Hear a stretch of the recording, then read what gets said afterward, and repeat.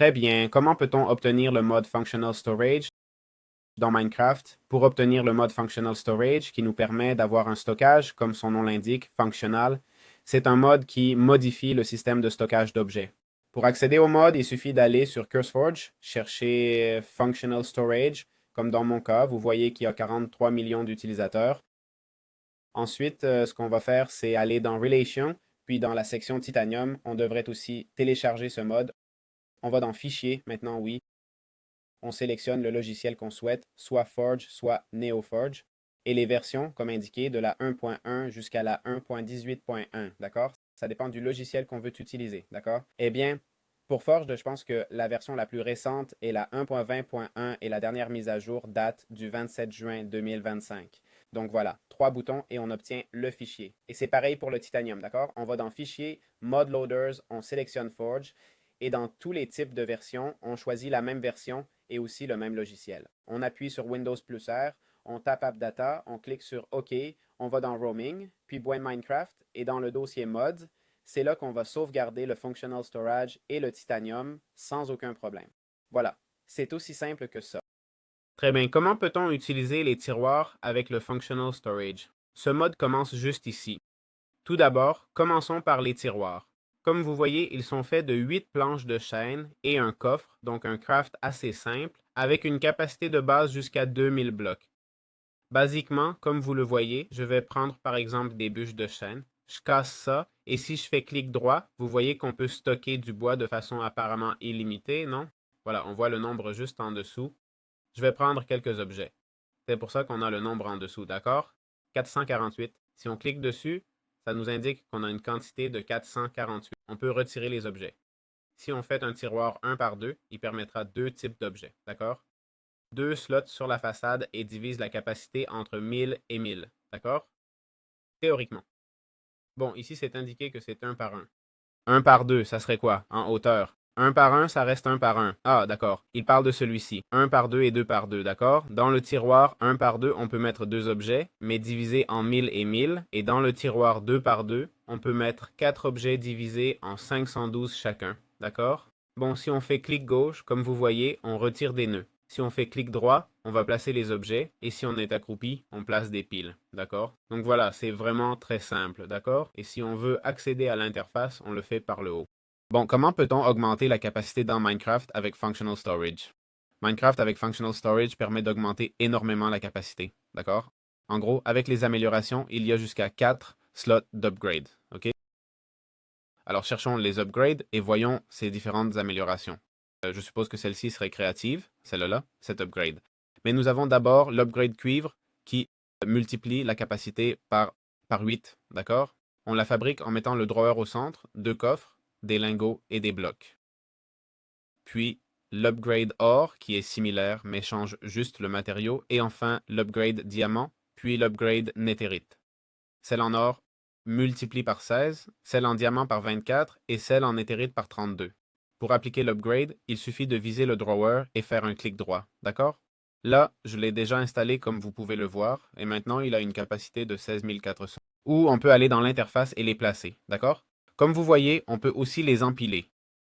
Il indique 65 500, mais si j'en mets 2, ça fait fois 32 des 65 500. Et si j'en ajoute un autre, encore fois 32. C'est-à-dire que le multiplicateur s'accumule, d'accord? Pouvant atteindre 2 billions. Mais si on utilisait juste du cuivre, on arriverait à 8,4 millions d'objets avec un seul item et uniquement du cuivre. Vous savez ce que représente 8,4 millions d'objets? Moi non plus, donc on va le calculer. Ça divisé par 64 donnerait 131 250 stacks. Et combien peut contenir un coffre? En gros, on diviserait par 9, d'accord? Ce qui ferait 9 emplacements par ligne et par 3, d'accord? C'est le nombre de lignes qu'un coffre possède. Alors, je crois, non? Parce que maintenant, je n'en suis plus si sûr. Effectivement. Donc, ce serait 4,426 coffres, d'accord? Simplement pour avoir 4 améliorations de stockage, d'accord? Évidemment, si on utilise de l'or, on aurait 134, avec du diamant 679 et avec de la netherite 2,1 milliards, d'accord? C'est-à-dire qu'on pourrait passer de 8,4 à 2,1 milliards. En gros, avec un seul tiroir, on pourrait stocker un objet en quantité infinie. Mais évidemment, rappelez-vous qu'on ne peut stocker qu'un seul type d'objet, non? Je comprends que c'est là tout l'intérêt et aussi le point faible de ce système, mais bon, voilà, 4,8 coffres, d'accord? Simplement avec 4 améliorations de cuivre. C'est assez intéressant et évidemment, si on utilisait l'amélioration néthérite, ce serait bien plus, mais clairement le coût augmente rapidement. Je pense que le mieux serait d'opter pour l'amélioration en or parce qu'on peut créer une ferme d'or, non? Et ça nous donne 134 millions, ce qui est pas mal. Je veux dire, je pense que ce serait l'idéal, d'accord? Comme ça pour commencer, et après, si on veut passer au diamant et à la néthérite, qui au final c'est le moins important, le plus difficile, c'est d'obtenir 2 blocs de diamant et 4 de plus, mais bon.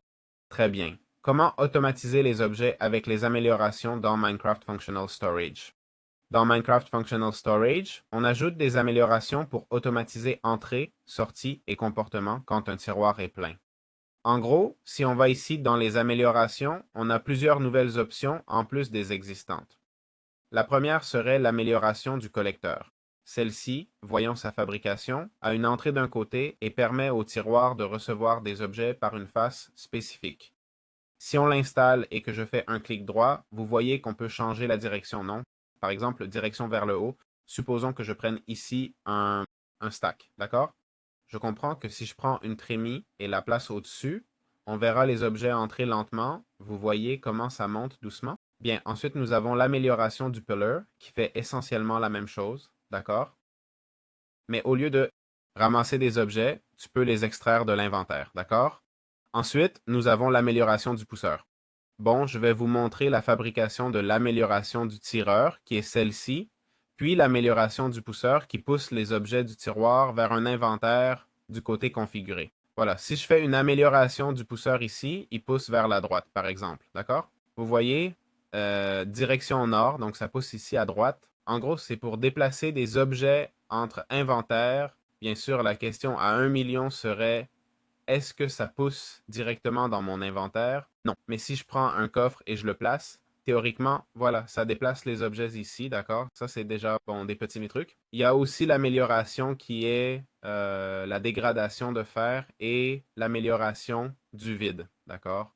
La dégradation de fer réduit la capacité du tiroir à une pile fixe de 64. Et en gros, quand il atteint 64, une machine peut s'arrêter faute de pouvoir insérer plus, évitant ainsi un gaspillage de ressources. Et puis, il y a l'amélioration du vide qui élimine les surplus au lieu de saturer le système, ce qui peut être intéressant aussi, car si tu ne vas pas l'utiliser très bien. Comment fonctionne le contrôleur de stockage dans le stockage fonctionnel? Eh bien, très bien. Le contrôleur sert à centraliser plusieurs tiroirs et à opérer sans avoir à interagir avec chacun individuellement. En gros, il connecte les différents tiroirs pour ranger les objets au bon endroit en interagissant uniquement avec le contrôleur. Il nous permet aussi de récupérer des objets sans chercher dans chaque tiroir spécifiquement. Il a évidemment une portée limitée, mais fonctionne à travers mur et sol tant qu'on reste dans sa zone et que le système est bien connecté. Un conseil pratique pour les systèmes de filtrage, verrouillez les tiroirs pour éviter que des objets imprévus n'entrent dans les emplacements vides. C'est-à-dire, utilisez les filtres classiques car si vous videz complètement un tiroir, même s'il est marqué bois uniquement, le filtre ne fonctionnera plus. Il est donc important d'utiliser des filtres d'objets, d'accord? Ou gardez ça à l'esprit quand vous retirez des objets, ne retirez pas toujours tout, d'accord? Bien que franchement, on peut toujours faire une erreur d'inattention. Très bien. Comment fonctionne l'outil de configuration? L'outil de configuration du stockage fonctionnel sert à modifier le comportement visuel et la sécurité des tiroirs, d'accord? Comme vous voyez là, quand je le sélectionne, il dit d'abord, on peut afficher ou cacher les quantités sur le devant, d'accord? Il est maintenant en mode verrouillage. Si je m'accroupis, vous voyez? Le mode change ici, d'accord? Si je m'étais accroupi. Donc, afficher ou masquer les quantités. Ça permet aussi d'afficher ou de cacher l'objet ou le fluide en mouvement.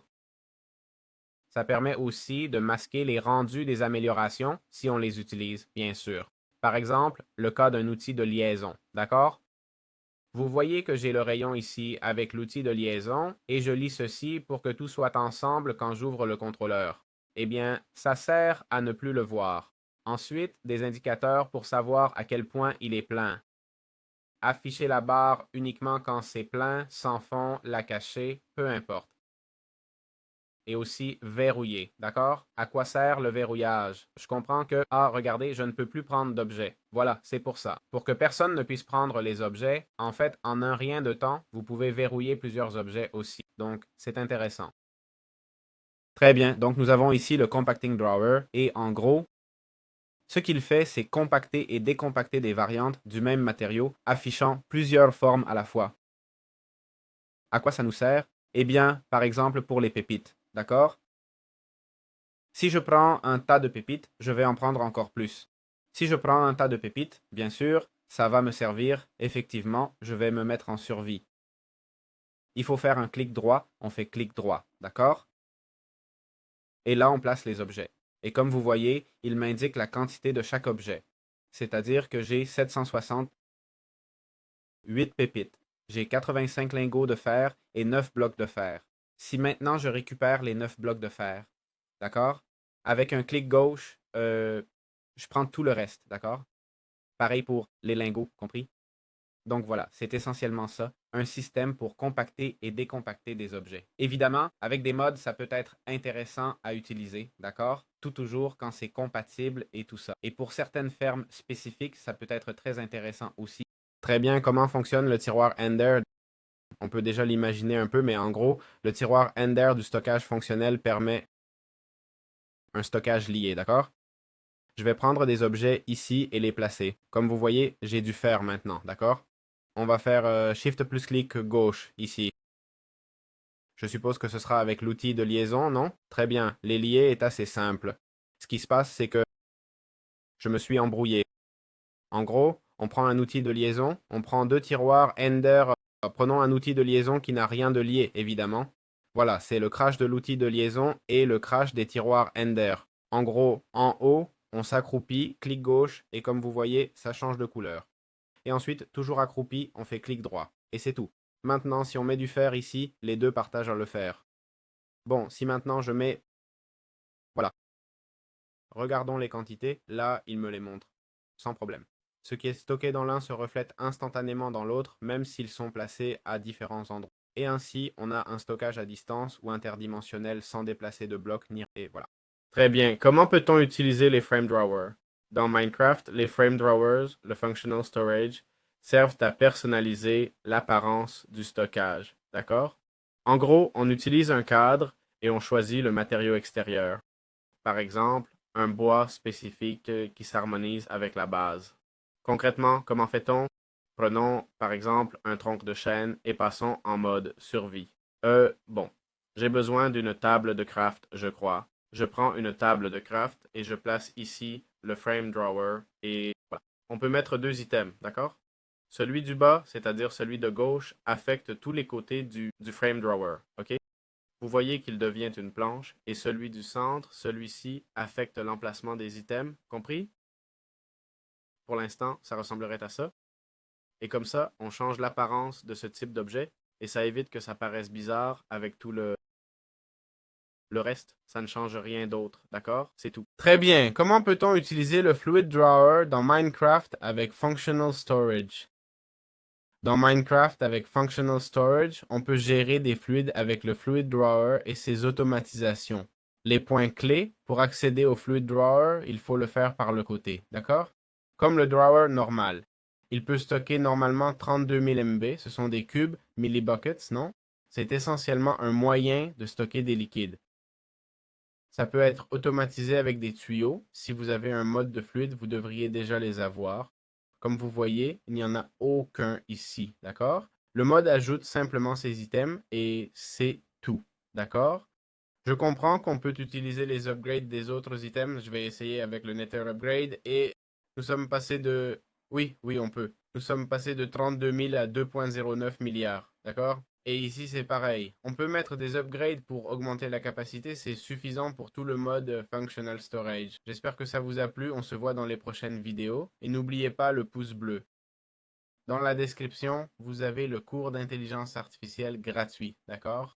Un e-book d'IA pour que vous puissiez y jeter un œil. Et c'est tout. À bientôt dans de futures vidéos.